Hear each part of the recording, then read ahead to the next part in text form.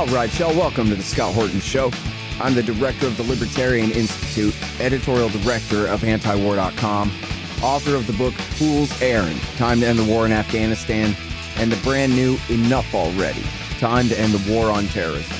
And I've recorded more than 5,500 interviews since 2003, almost all on foreign policy, and all available for you at scotthorton.org.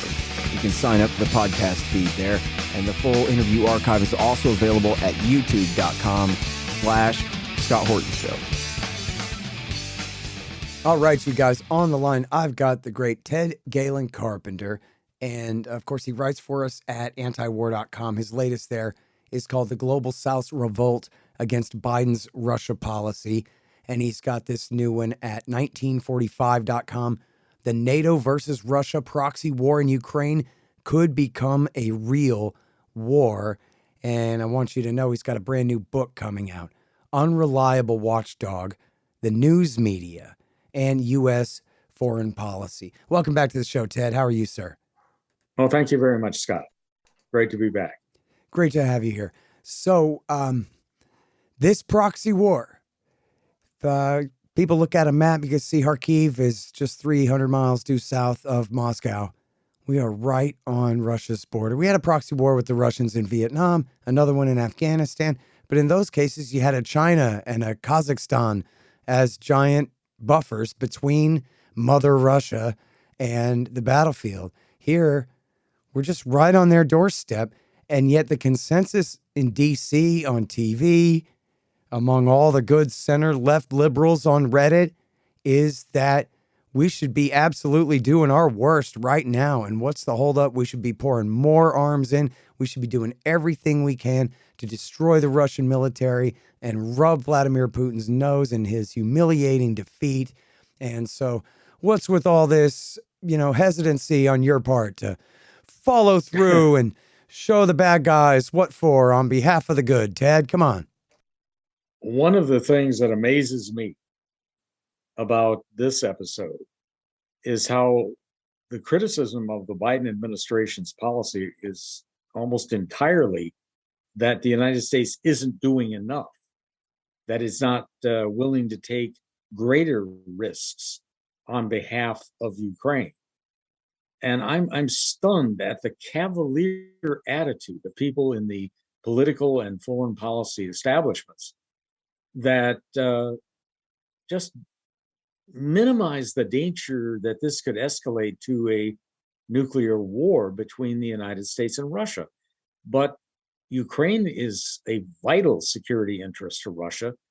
Moscow has made it clear on so many different occasions that they will not allow Ukraine to become a base of operations for NATO, period, full stop. And yet our policymakers have ignored those warnings. We've proceeded. Now we're in a full-scale proxy war, and the level of assistance has reached the point that the Russians are saying that the United States and its NATO allies have become full-scale belligerents in this war. We're playing a game of nuclear chicken with Russia, and this has the potential to turn out very, very badly. Mm-hmm. Well, and look, that's everything, right? Because pouring all these weapons in the way that we have and having our CIA and special operations forces in there helping to coordinate the war on behalf of the Ukrainians means that whether we're co-belligerents or full-scale belligerents or this or that kind of belligerents, it's all just categories made up in the minds of whoever. So if Vladimir Putin says, I now declare you a full-scale belligerent, just with a turn of semantics, he's changed our role from one thing into the other, which I know you and I would probably agree that we pretty much have been full-scale belligerents this whole time. But the fact that he says that now means everything, right? Does that mean that now American targets in Poland are up for grabs, or, a whole other set of target lists for American weapons being shipped into Ukraine are now, on the Russians' list, whereas before they were not? That kind of thing, right? Jargon can mean everything at a time like this. It can, and it's very hard to predict how that will turn out in terms of policy changes on either side. The United States is assuming a level of risk for the American people in supporting Ukraine in this fashion that should be reserved only for the most vital American security interests. Basically, unless the security or independence of this country is at stake, one should never be incurring the kind of risks that the Biden administration is incurring in its support of Ukraine. It is just a folly. And as I said, I'm distressed at the cavalier attitude that the establishment types are taking about the level of risk that is involved in this venture. Hmm. Well, I don't know. Mutually assured destruction means that they could never hit us with a nuke because they know we'll hit them back. And so we can get away with whatever we want, short of using a nuke on them first. Those are the rules. That's what the liberal Democrat told me when I was on Kennedy's show on Fox News the other day. Well, you make a very good point. Fortunately, wars have never occurred because of miscalculation by one side or the other. So we can be absolutely confident about this. I mean, again, people who are so dismissive of the dangers that we're incurring are utterly irresponsible.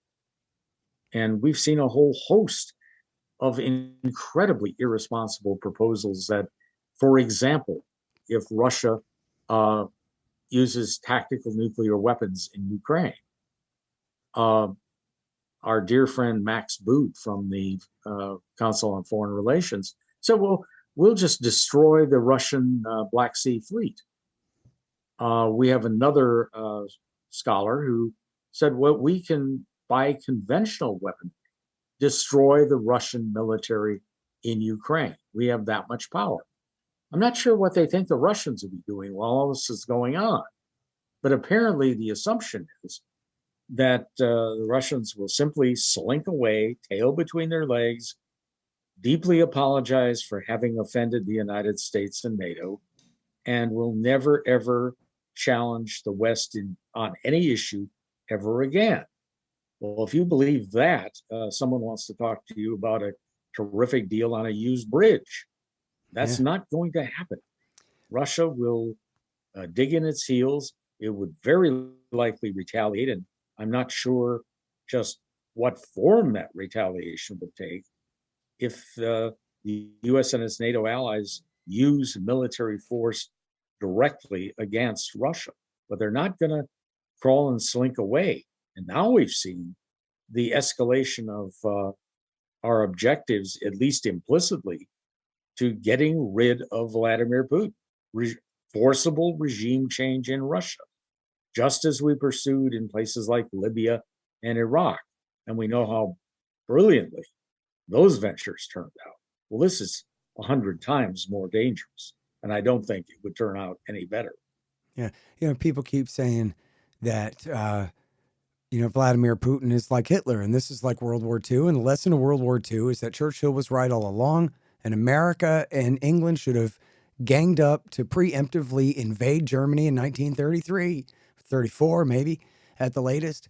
And how, the lesson from that is we got to always stand up to the bully. And you know how bullies are. You punch them in the nose once, they back down and run away. And, pretty easy. Everybody on TV agrees. And that's what's going on here. Isn't Putin Hitler, that's one of the Ted? problems. That's one of the problems. I mean, our news media, its role should be as a watchdog alerting the American people to incompetence, to malfeasance, and in some cases to outright crimes on the part of policymakers. And that role is even more important with respect to foreign policy than it is with respect to domestic policy. Getting foreign policy wrong can result in the deaths of millions and millions of people. That's worse than any blunder, mistake, or even outright criminal behavior on the domestic side. Mm-hmm. And yet, instead of playing that role, what we see the news media doing is serving as the handmaid, as the enabler of the national security state, as the chief propagandists for the national security state. And we're witnessing that process once again in Ukraine, as we did with respect to the Iraq War, with respect to the first Persian Gulf War, the wars in the Balkans, and so on. It's become a consistent pattern, and it's an utter dereliction of duty. Yeah, got that right. But it's all social psychology, right? That, what will people think of me if I take this position or that one? In fact, I'm trying to remember the anecdote. Someone was telling me just the other day. Oh, it was Medea Benjamin was talking with some Democratic congressmen. She's from Code Pink, of course, talking with some Democrats. And I'm sorry, I forget the exact phrase, but it was something like, talks with Putin. How would that look for a congressman to come out and say that? In other words, the question was not whether we should be talking to Putin. The question was, how would this look for this congressman or this congresswoman, I think it was actually, to come out and say that? It would look bad for her. And all the social psychology plays against that. What we're doing this week is we're being tough on Russia. And it's almost like, characters on a TV show or something here, or it's straight out of Public Choice Theory, I guess, where they're just individual people. And especially in that position of power, they care more about themselves than the national interests in that circumstance. Because how can they affect the national interests if they lose their power? So everything's focused on getting by from day to day in the political world. And if that means pushing us closer to the brink of thermonuclear holocaust, well, then that's what makes sense to do. There are massive career incentives within the political arena, within the academia, within the news media, to spout the conventional wisdom that's prevalent at any given time. If you want to marginalize yourself, if you want to put your career in jeopardy, the fastest way to do that is to be an iconoclast, to speak your mind and contradict the conventional wisdom. We've seen what has happened to critics who dared do that. You had prominent journalists like Cheryl Atkinson, who used to be one of the lead correspondents at the CBS Evening News. The minute she started looking into the Operation Fast and Furious, the gun running operation that the Obama administration had, giving guns to the Mexican cartels and hoping to trace them, she embarrassed the administration. The administration spoke to her employer, and suddenly her presence faded and faded and faded on the CBS Evening News. We've seen it with people like Glenn Greenwald, who now have to operate independently because the main news media outlets won't touch him. This is the way a country goes down to destruction, when bonehead policies cannot be questioned, cannot be disputed. People have neither the courage nor the fortitude to take on that kind of problem and do so with honor. We have a lot of people who are just willing to go along with the prevailing flow, even though they may suspect this is a bad idea. They're not willing to speak out against it and jeopardize their professional futures. Yeah. And all around the society, people have to be brave enough to speak up and tell the truth. And speaking of bravery, I want to get back to something you said there about someone with none, Joe Cirincione, who was echoing Max Boot and David Petraeus, as you cite in your article here, Ted, saying that if the Russians use a tactical nuke, we ought to destroy their conventional army in Ukraine and sink their Black Sea fleet. Well, Joe Cirincione is the same guy who told me on the record, and it's in my book, For Now Until the End of Time, which could be soon. But anyway, my book, Hotter Than the Sun, includes the transcript of Joe Cirincione telling me 2 days after the war began how this is all Bill Clinton and George W. Bush and Barack Obama and Donald Trump and Joe Biden's fault for trying to expand NATO into Russia's sphere of influence, for threatening to bring Ukraine into NATO, and how that does not make it okay. But it does mean that the new Cold War is America's government's fault. And this is the context in which Vladimir Putin is reacting. And then this same guy, Joe Cirincione, supposedly a nuclear expert and, as you say, supposedly a moderate, then turned around and attacked all of his betters at the Quincy Institute for preaching peace on this issue. And due to social psychology, obviously sucking up to the center-left liberals in power at the Brookings Institution and all the places he runs around, he's now out hawking Petraeus and Max Boot on all the support we should be giving to Ukraine. This anti-nuclear weapons activist, now to fit in, throwing out everything that I can prove he knows about the cause of this war, and in order to push us toward a nuclear weapons conflict with Russia. What a legacy and a disgrace for Joe Cirincione forever, for the rest of his life, that he'll never be able to live down. I found Joe's shift of views very sad, very disheartening.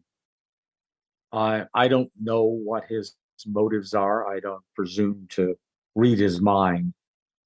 But the result is very sad indeed. And one of the toughest things, I think, for people who line up in red team or blue team mentalities is when they have to criticize people in their own faction. All too often, they're not willing to do that. It's relatively easy to attack people on the other side and the views that they're pushing. But when you have to begin to criticize previous allies, that's when it becomes tough. And that really separates the people who are truly committed to a more rational foreign policy, committed to an anti-war agenda, and those who are just sunshine patriots when it comes to that, and are only willing to take that position when it's relatively easy, when it's convenient. Yeah. This is one of those testing times, especially for the left. Are you willing to really go toe-to-toe against a Democratic administration and point out that its policies are deeply flawed and potentially catastrophic?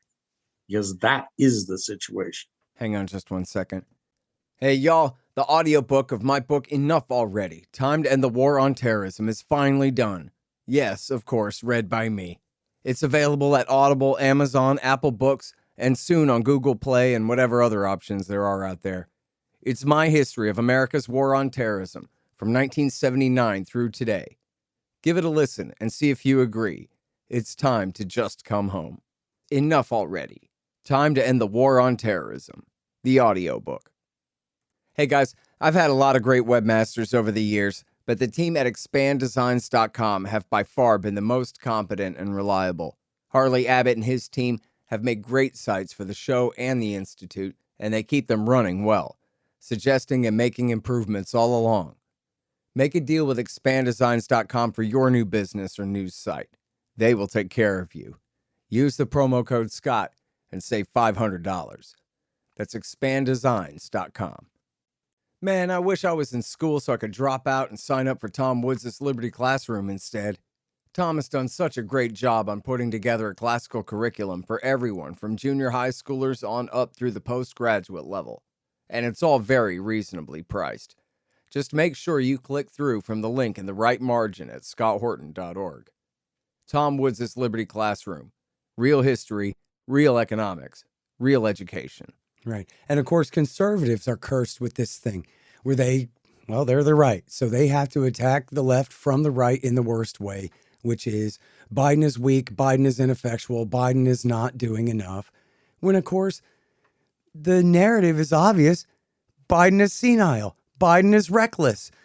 Biden is driving with his eyes closed and putting us all in danger. How hard is that to say?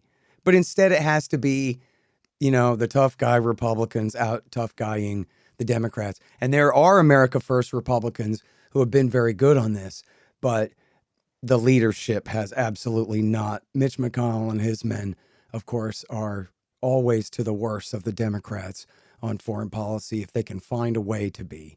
And so, the bipartisan consensus, such as it is, has us in a really tough spot here. Unfortunately, it is a problem that has occurred frequently since the United States embraced being an empire after World War II. How many times have we seen partisanship when it would actually serve a good purpose to criticize a totally flawed, misguided foreign policy initiative, that bipartisanship just stifles criticism?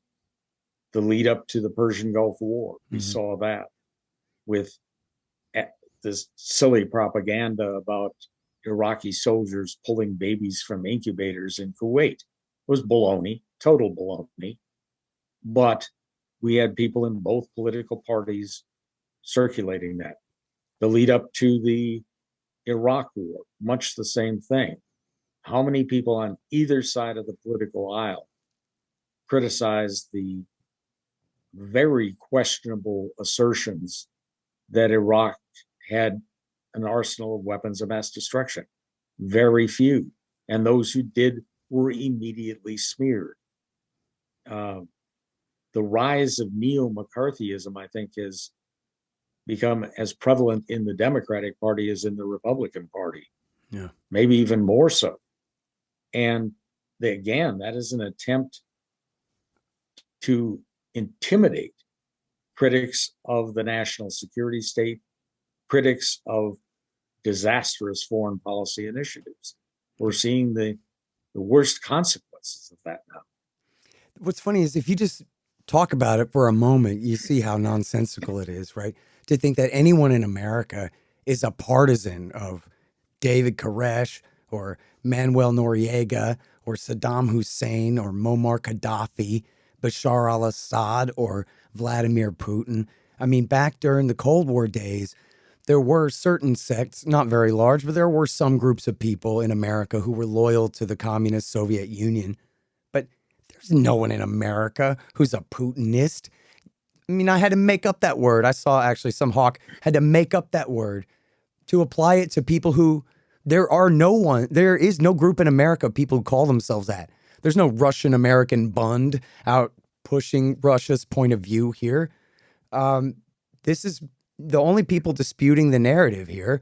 People from Chomsky to Ted Carpenter to whoever you got, to the boys at antiwar.com, and all we're trying to push here, the ladies at Code Pink. The only thing we have in common here is trying to push the truth to save lives. No one here there is no one. Think if someone says, oh, you support terrorists 20 years ago. You're against attacking Iraq. Oh, you support terrorism. Think of how absolutely nonsensical that is. How impossible it seems that an adult would even utter that. Nobody's on the side of Osama bin Laden or Saddam Hussein or Vladimir Putin. It's just that America is the world empire, and America lies about everything, and America has killed more than 2 million people in the last 20 years. And so maybe we need to stop pretending like we're Superman, Christopher Reeve's virgin, Boy Scout Superman never tells a lie and never does a thing but save a little kitten from a tree. That's actually not the real United States of America at all. And so people just got to be honest about that, Shouldn't be that hard. Kind of self-reflection is very difficult for a lot of people, unfortunately. It's very hard. I can say that as an American, to admit that in many ways, the United States has become the evil empire, replacing the Soviet Union in that role, causing enormous disruption and destruction around the world. And I'm not certain whether the motive for that is idealism run amok, that the advocates of that approach don't understand how misguided it is, the disastrous consequences that have flowed from it. But if they took a look at a place like Libya post US military action, that certainly should be a very sobering lesson that our ventures haven't worked very well at all. And you do have people within the national security state who are not idealists by any stretch of the imagination. They know exactly what they're doing. They're utterly cynical. They worship power for power's sake. And every country has its segment of the leadership elite that fits that description. But unfortunately, that faction has become increasingly influential in the United States. And there needs to be far more serious systemic opposition to that community and its values and its policies. All right. So to wrap up here, it's Ted Carpenter from the Cato Institute. The Washington Post buried the lead the other day. I'm sure you saw it at antiwar.com. About halfway through a Post article, they say, oh, the Biden administration officials off the record admit that they know that Ukraine can never win the war. Neither can Russia. But anyway, we're not pushing them to negotiate. We don't want to negotiate. The mantra is, we'll keep this up as long as it takes. As long as it takes for what? When they already admit they know that Ukraine can't win the war. It's like, saying we know that the war in Yemen will be indecisive, long, bloody, and indecisive. So we're naming it Operation Decisive Storm. And then here's 7.5 years later. So here they admit they know Ukraine can't win, but they're going to prolong the thing anyway. So your reaction to that, and then also, Ted, if you're my Secretary of State, how do we resolve this thing? I put you on a plane to Geneva to work this out with Sergei Lavrov. What's the deal look like here? First of all, unfortunately, I think the United States is perfectly willing to have the Ukraine war drag on indefinitely. The original model was the US strategy in Afghanistan from 1979 to 1989 to bleed the then Soviet Union, cause enormous problems for Washington's superpower rival, and use the Afghans as pawns in that effort. Here you get the distinct feeling that Washington is willing to fight Russia, bleed Russia, cause enormous difficulties for Russia, and are willing to do that to the last Ukrainian. That is an immoral policy. It is a disastrous policy for the people of Ukraine. And ultimately, it simply worsens already bad relations between the United States and Russia. We have a full-fledged new Cold War, and that was so unnecessary. If the US had not pushed to expand NATO and make Ukraine a military pawn, this never would have happened. And we can't undo the blunders and terrible policies of the past. What we can do is facilitate negotiations toward a diplomatic settlement. The US can't really act directly on this. We have no credibility with Russia, but there are third parties that can be encouraged to do that and show a willingness to do it. And that effort should be encouraged, not as what the United States and Britain did in late March and early April, namely torpedo a potential diplomatic deal between Moscow and Kyiv. We have to have exactly the opposite policy. No one's going to be happy about the ultimate diplomatic settlement here. But we can get one that both sides can live with, and I do mean that in both senses of that term.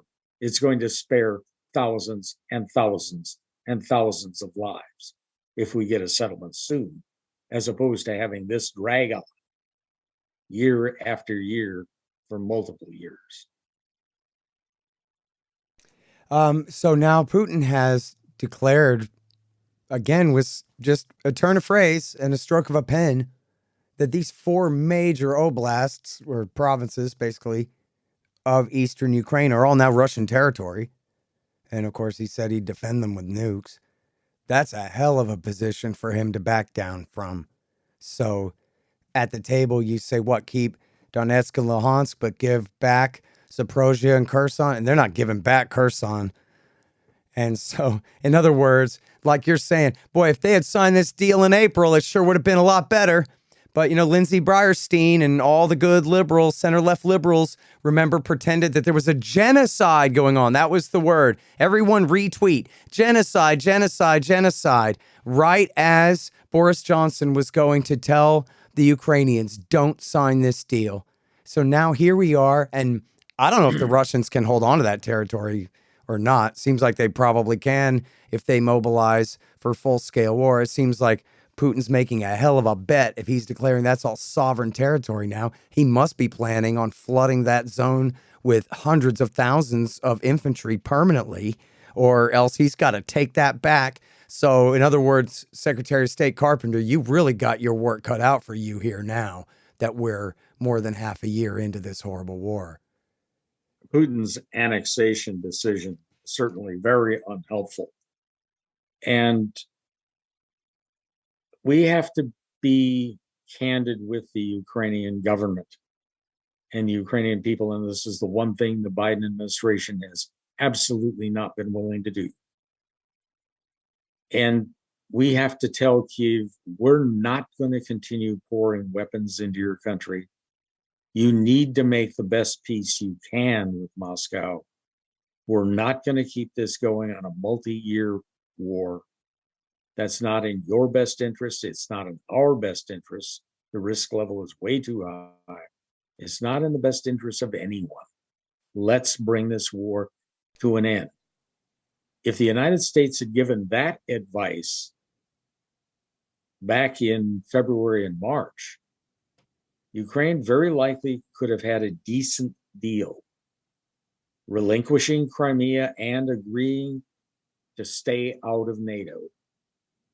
And then perhaps an internationally supervised plebiscite in the Donbass region for those 2 oblasts.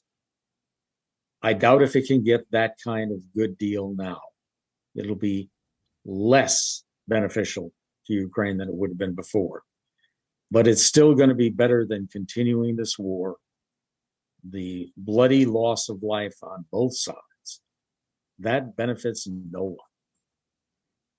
Yeah. All right, everybody. That's the great Ted Carpenter.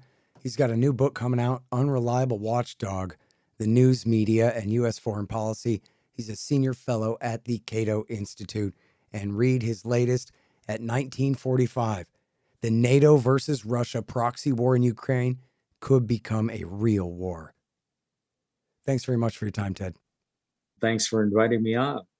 The Scott Horton Show, Anti-War Radio, can be heard on KPFK 90.7 FM in LA, APSradio.com, antiwar.com, scotthorton.org, and libertarianinstitute.org.